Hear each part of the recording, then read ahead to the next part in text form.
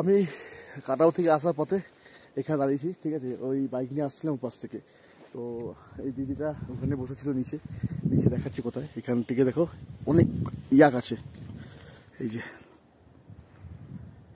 এই সব ইয়াকগুলো সব উইনার। তো এইখানে বসেছিল, তো আমাকে আওয়াজ দিল কেন, রিচার্জ করার জন্য। তো ওনার ফোনে রিচার্জ শেষ হয়ে গেছিলো, তো রিচার্জ করলাম।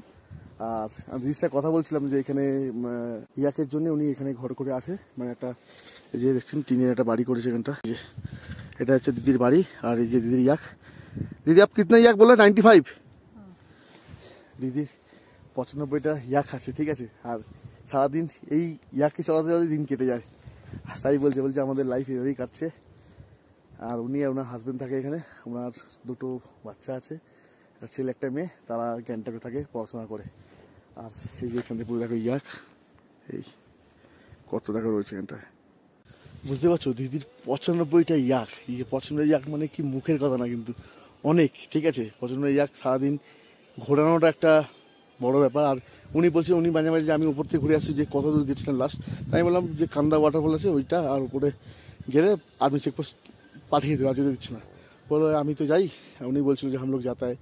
তো আমি ওদের ইয়াক ওই চলে যায়, ওদিকে চায়না বর্ডার আছে, ওই সাইডে ইয়াকগুলো ঘুরতে ঘুরতে চলে যায়।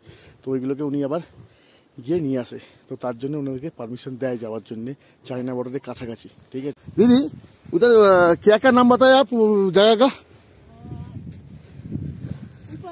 हाँ ऊपर देखो 5 जेको 5 बम्पर, हाँ কাটাও, जेको 5 বাম্পার কাটাও, ওই সব দিকে এই জায়গার নাম আছে আর কি, মানে চেকপোস্টে পড়ে। আর দিদি ওখানে গিয়ে ইয়াকগুলোকে আবার নিয়ে আসে, কবে মানে কখনো কখনো যখন চলে যায়।